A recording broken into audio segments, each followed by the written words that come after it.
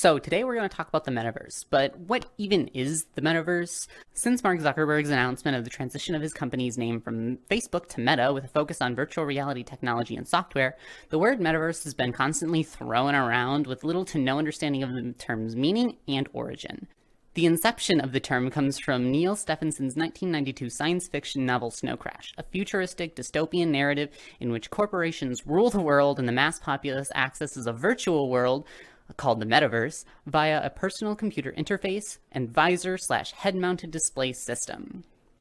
So Hero's not actually here at all. He's in a computer-generated universe that his computer is drawing onto his goggles and pumping into his earphones. In the lingo, this imaginary place is known as the metaverse. Hero spends a lot of time in the metaverse. Stephenson coined the term metaverse, and Zuckerberg adopted the term to signal his intent of his company's shift in focus from traditional social media to that of virtual reality, or VR. However, Zuckerberg is not the bastion of VR like many claim him to be, but is rather just another wealthy individual who has used his earnings from Facebook to invest into the virtual reality industry that has been alive for decades. For example, the first ever headset, the Sword of Damocles, was invented in 1968 by Ivan Sutherland. And while there was another patent for a stereoscopic television apparatus, or basically a head-mounted display that we know today, was in 1960. An expert from Balter's book Reality Media states, "But when Facebook announced its acquisition of the virtual reality startup Oculus in March of 2014, the gaming community reacted with concern and uncertainty. Oculus was poised to give gamers the immersive platform that they have been hoping for, and yet Facebook was already a behemoth corporation, and even though the scandals of Cambridge Analytica and fake news were a few years off, the company that made its billions by monetizing its customers' data seemed to have little understanding of gamer culture. The acquisition seemed to be the geeky whim of CEO Mark Zuckerberg. It also seemed to be, and was, yet another expression of the inexorable logic of the tech giants Google, Apple, and Amazon to expand into every conceivable application of digital media and information technology." Zuckerberg's metaverse has constantly been viewed by both mass media users and avid VR enthusiasts as a joke, a scam, and potentially a waste of time. But Zuckerberg's metaverse is not VR's entirety, and other, better social virtual reality applications, or SVR, as I'm going to refer to it as, have been alive for years. The platform I will be focusing on for this work is VRChat specifically, where I am currently. VRChat was founded back in 2014 for the Oculus Rift DV1 prototype development kit, one of the first ever virtual reality headsets targeted for the development of consumer virtual reality applications.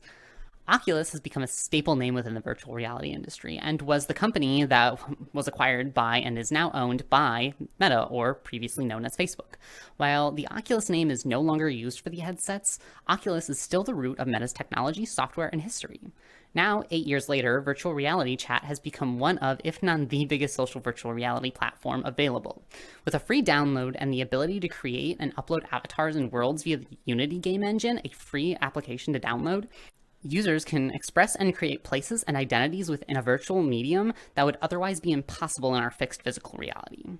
While Zuckerberg's Horizon Worlds, Meta's social virtual reality application, is laughable by modern standards of computer-generated graphics and game design, virtual reality chat is the complete opposite, boasting some of the best virtual reality graphics, immersive user-created experiences, and support for virtual reality technology that is new or frequently not utilized by other virtual reality platforms.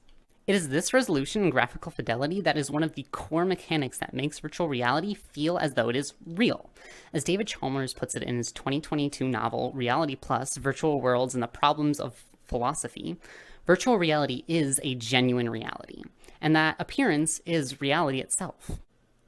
The sense of presence within a virtual environment, or a VE, that creates the understanding within the user that they are within that virtually simulated world, that they have a virtual body that they claim ownership of, and that there are other virtual entities, either non-playable characters or NPCs, as well as other virtual reality users that share a common virtual space.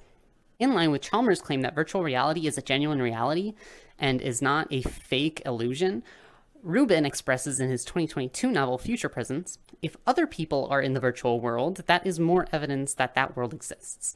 If they ignore you, you begin to question your own existence. However, if the others recognize you as being in the virtual world with them and interact with you, that offers further evidence that you exist.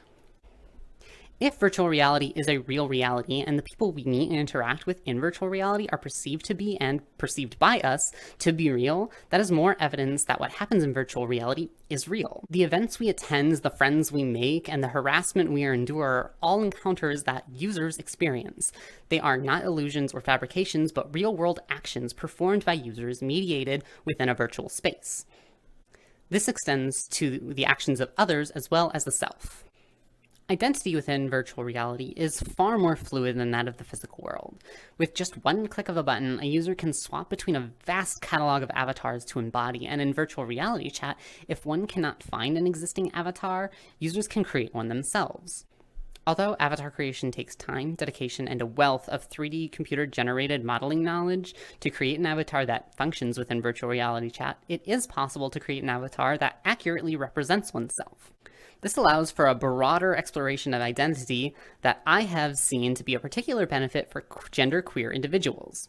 However, I would like to dig deeper into how virtual reality may affect and influence one's understanding of gender and identity.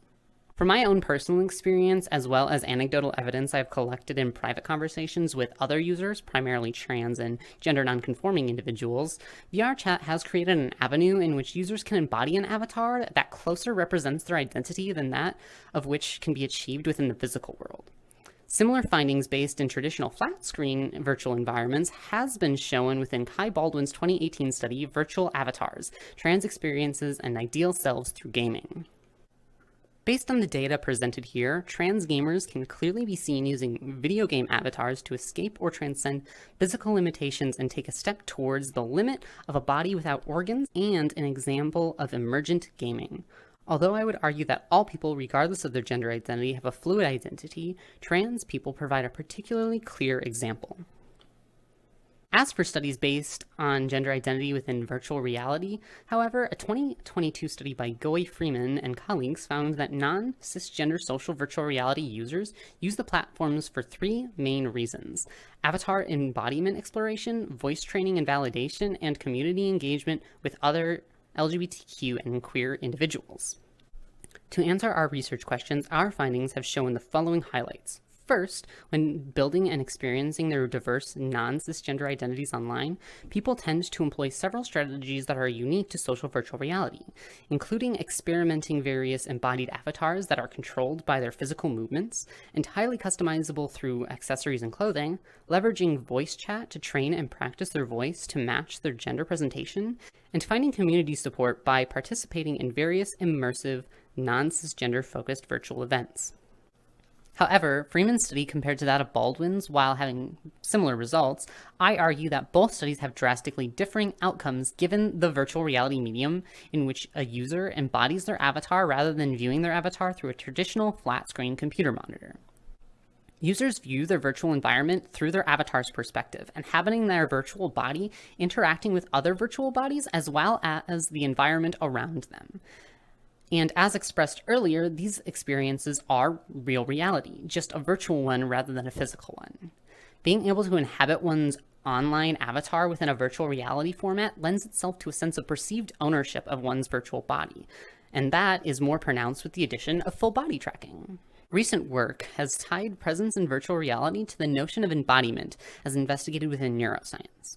A range of fascinating studies have shown how virtual reality users can believe that the body that they see inside the virtual reality scene in the location of their real bodies, e.g. when they look down, is treated like their own bodies, and that this can change their perception of themselves.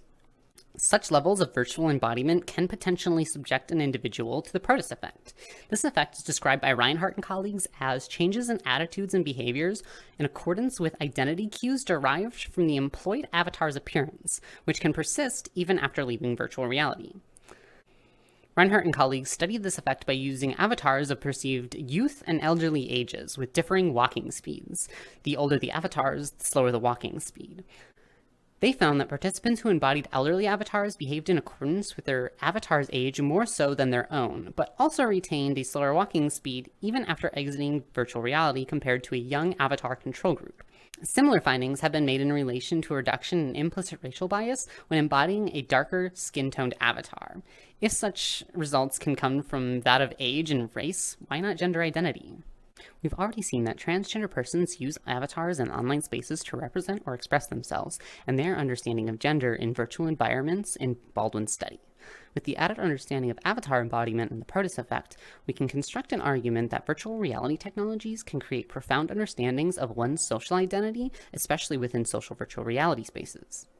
Much like traditional social media platforms that allow for queer anonymity and free expression, virtual reality spaces like VR chat allow for similar levels of expression with the added benefits of avatar embodiment like Baldwin's participants. The word avatar comes from the Hindu religion and is the understanding of the physical embodiment of a god within human form. The word avatar comes from the Hindu tradition, in which it is used for the physical bodies that gods, such as Vishnu, take on when they come down to Earth. The embodiment might be temporary, but while it lasts, the avatar is Vishnu's body. In David Chalmers' book Reality Plus, he explores many different philosophical thought problems, all based around what makes a reality. Descartes' evil demon illusion question, whether we are experiencing reality or just the illusion of some demon, Sun Tzu's butterfly parable, which grapples with the understanding of how we know what reality we are in is the real one, or if we are who we truly are, and Plato's allegory of the cave, which expresses how some may deny the existence of an external reality and the ethical concerns of understanding that we are not the baseline reality. While these are only a few examples of the philosophy based around reality, what does Chalmers have to say about virtual reality? Many believe that what happens within virtual environments is fake or illusory, and not real events or interactions that happen, but they are.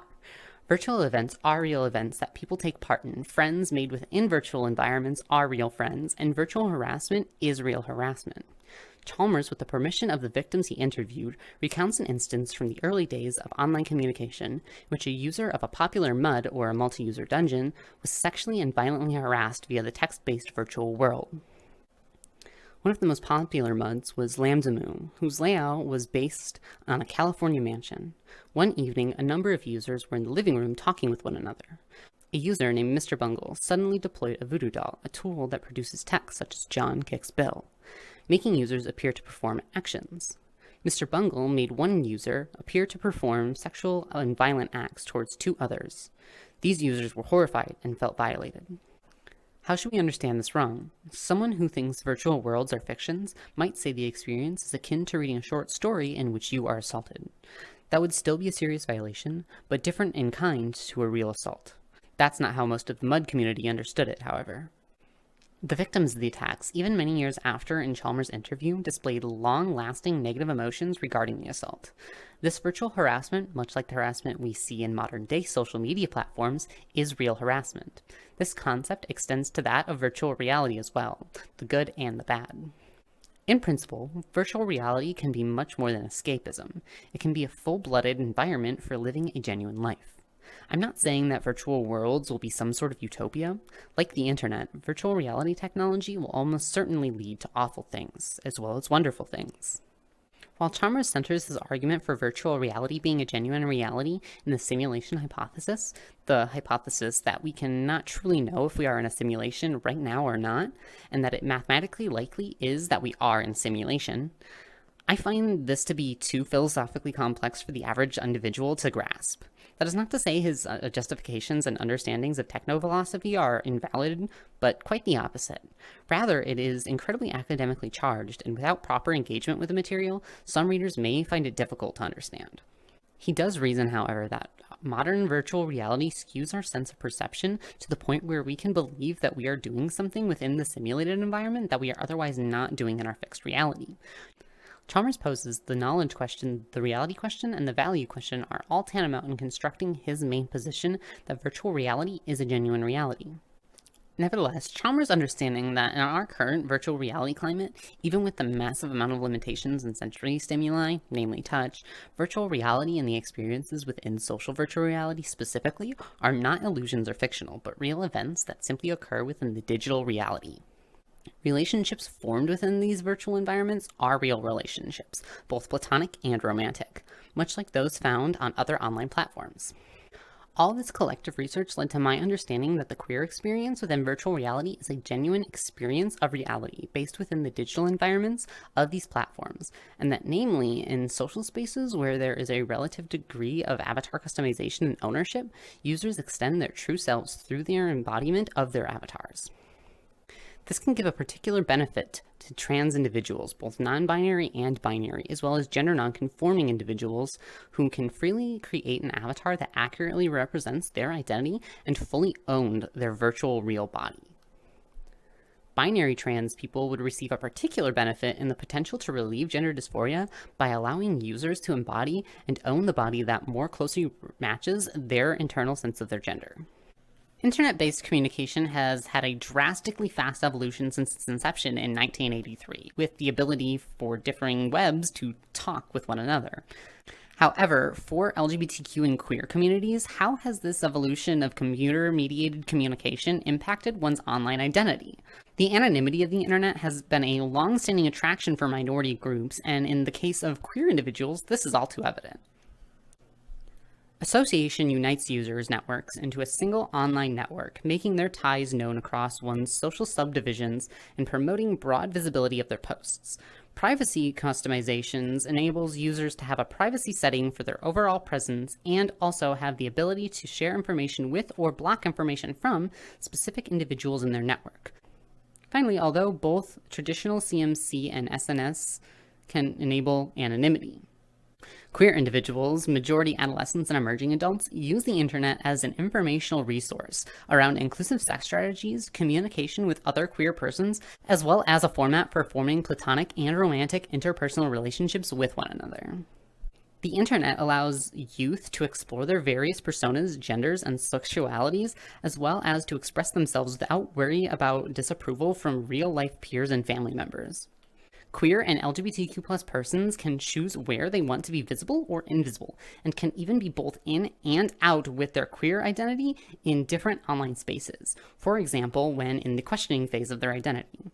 Often, this online trial period can help the individual to learn their identity in a safe online space that they can use to transition their identity into their offline lives. Indeed, our findings suggest that the communicative control during shifts from on to offline identity expression is perhaps more important for LGBTQ individuals than for less marginalized groups engaging in a new form of self-expression. Rural LGBTQ+ persons have seen a particular benefit from online access and communication via social platforms. Prior to the internet, queer individuals localized themselves in areas of particularly high social acceptability or tolerance for LGBTQ identities, primarily in large cities. As home computers became more accessible and in tandem with the internet, queer education and community is no longer geographically bound to metropolitan areas. However, social acceptance within rural areas within the United States is still in contention with the wider acceptance to queer representation and education in our media. As such, rural queers, and especially youth, have felt largely isolated, a feeling that has become increasingly more so with the COVID-19 pandemic.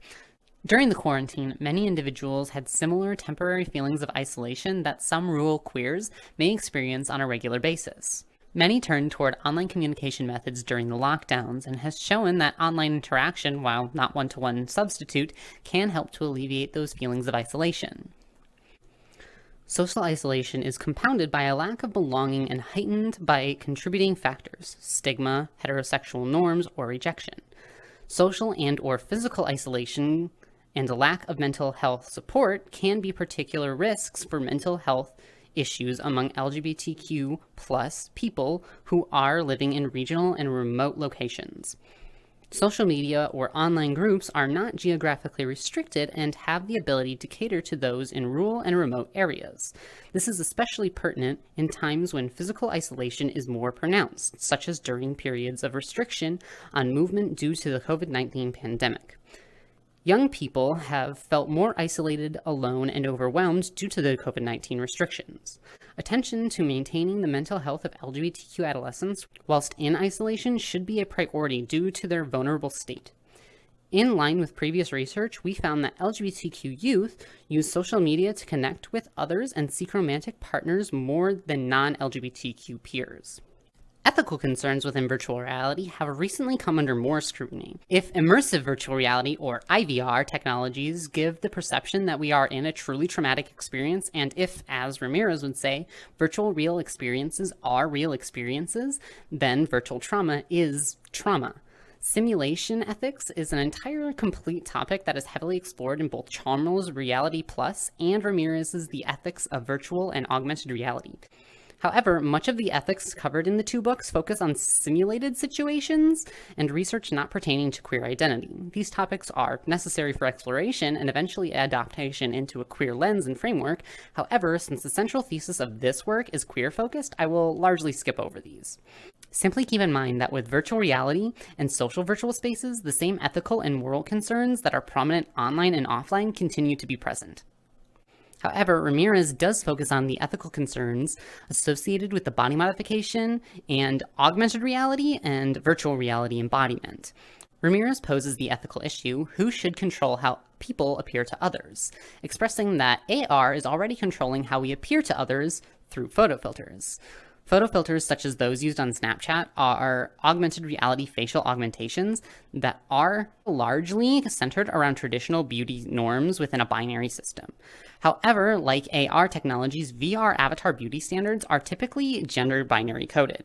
While there is more room for deviation of traditional gender binary norms, the inverse is also true, that there is more room for extreme hyper-binary gender expression. Finally, we get into the limitations of the virtual reality platform. Considering that the platform is still in its infancy, there are many technical kinks that still need to be worked out for IVR and, by extension, SVR to reach a widespread adoption. As Qingpin Zhao points out in his article, 10 Scientific Problems in Virtual Reality, there are, 10 problems within our current iteration of virtual reality. These are 1. Digital models, rendering digital models that resemble and operate similar to their real-world counterparts. 2. Complexity, the complexity of the digital object. For example, perfect real-world waves are extremely complex to render and create digitally, but the vague concept, shape, and motion isn't.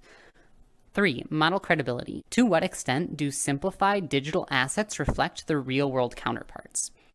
4. Model similarity. Many objects are similar within virtual reality. An example of this is avatar bases and assets. Everyone looks like the same generic anime girl.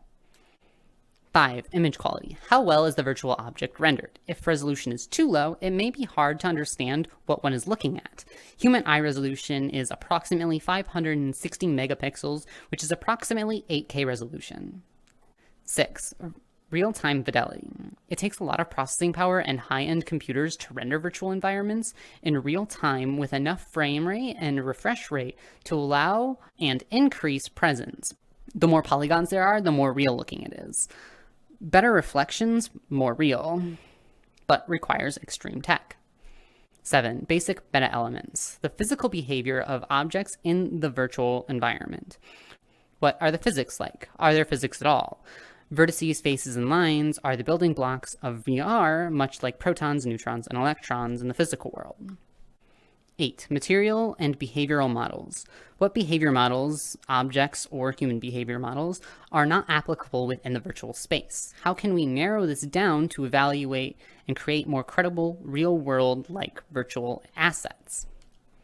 9. Image integration. Can images and graphics be integrated within the XR space? This is mainly for AR overlay, but does have application in virtual reality HUD systems. And 10. Performance evaluation. VR is very young in its infancy, thus accurate performance measures, while usable, both software and hardware developments are required to push the medium forward. Personal computers that are even able to use the virtual reality platform are very expensive and are generally owned by a niche community of individuals with personal computers built for video game use primarily.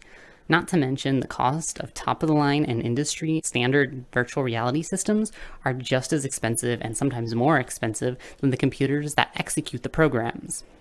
High-end virtual reality technologies such as head-mounted displays, multi-screen stereoscopic projection displays, 3D tracking systems, and advanced input devices are still quite expensive. If all that these technologies provide for users are oohs and ahs and a unique user experience, it would be difficult to justify the expense and development complexity that immersive virtual reality requires.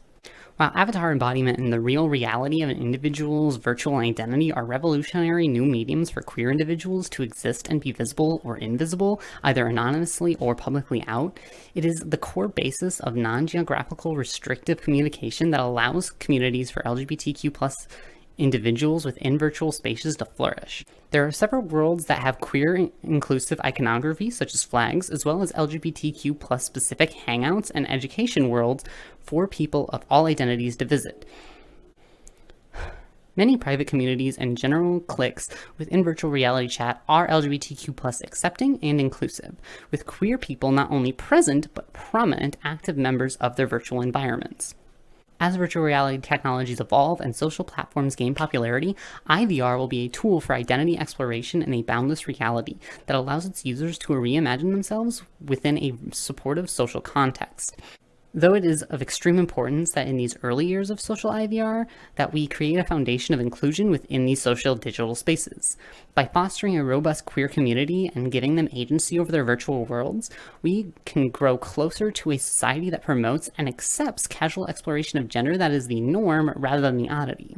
On this note, I leave you with this quote from Ken Hillis's book, Digital Sensations. Yet, in a parallel but inverse fashion, the institutional fact of the virtual environments is also able to suggest that even though we do not construct society per se, users are seemingly able to construct society at will.